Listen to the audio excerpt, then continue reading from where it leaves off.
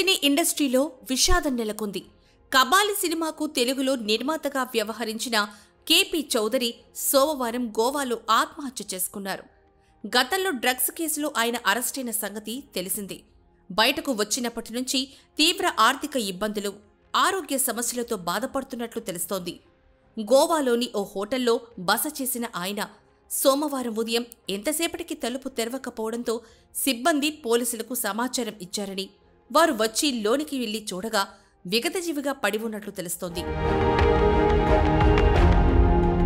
KP Chowdary పూర్తి పేరు Krishnaprasad Chowdary. 2016లో cinema రంగంలోకి వచ్చిన ఆయన కబాలి సినిమా తెలుగు వర్షన్కు నిర్మాతగా వ్యవహరించాడు. అంతేకాకుండా సర్దార్ గబ్బర్ సింగ్, అర్జున్ సురవరం, సీతమ్మ వాకిట్లో సిరిమల్ల చెట్టు వంటి సినిమాలను డిస్ట్రిబ్యూట్ చేశాడు. అయితే సినీ రంగం పెద్దగా కలిసి రాకపోవడంతో అందులో నష్టాలను పూడ్చుకునేందుకు డ్రగ్స్ దందాలోకి దిగాడు. ఈ క్రమంలోనే గోవాలో ఓ పబ్ను స్టార్ట్ చేసి అక్కడికి వచ్చే సెలబ్రిటీలకు డ్రగ్స్ సరఫరా చేసేవాడు. అలా టాలీవుడ్కు చెందిన చాలా మంది సెలబ్రిటీలతో ఆయనకు పరిచయం ఏర్పడింది.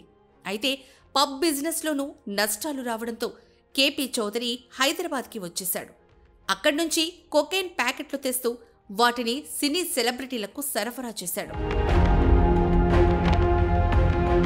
అయితే డ్రగ్స్ కేసులో కేపీ చౌదరిని గతంలో రాజేంద్రనగర్ పోలీసులు కస్టడీలోకి తీసుకోవడంతో తెలుగు సినీ పరిశ్రమ ఒక్కసారిగా ఉలిక్కిపడింది. గోవా నుంచి 100 ప్యాకెట్ల కొకైన్ తీసుకురాగా 90 ప్యాకెట్లను పోలీసులు స్వాధీనం చేసుకున్నారు. మరో 10 ప్యాకెట్లు ఎవరికి అమ్మారు అన్న విషయంపై పోలీసులు దర్యాప్తు చేశారు. కేపీ చౌదరి అరెస్టుతో సినీ ఇండస్ట్రీ డ్రగ్స్ లింకులు తెరమీదకు వచ్చాయి. కేపీ చౌదరితో కొందరు సెలబ్రిటీలు చాలా క్లోజ్గా దిగిన ఫోటోలు బయటకు రావడం కలకలం రేపింది. ముఖ్యంగా సీనియర్ నటి సురేఖవాణి, ఆమె కూతురు సుప్రీత అతడితో క్లోజ్గా దిగిన ఫోటోలు తెగ వైరల్ అయ్యాయి.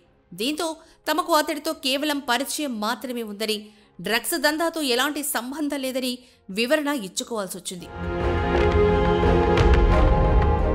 తాజాగా కేపీ చౌదరి మరణంపై సుప్రీత తన ఇన్స్టాగ్రామ్ అకౌంట్లో పోస్టు పెట్టింది. అన్నా, నిన్ను చాలా మిస్ అవుతా. నా బాధలు ఎవరికీ చెప్పుకోవాలి? నీ బాధలు నేను వినడానికి లేకుండా చేశావు కదా అన్నా. ఈ చెల్లి నీకోసం ఎప్పుడు ఉంటుంది.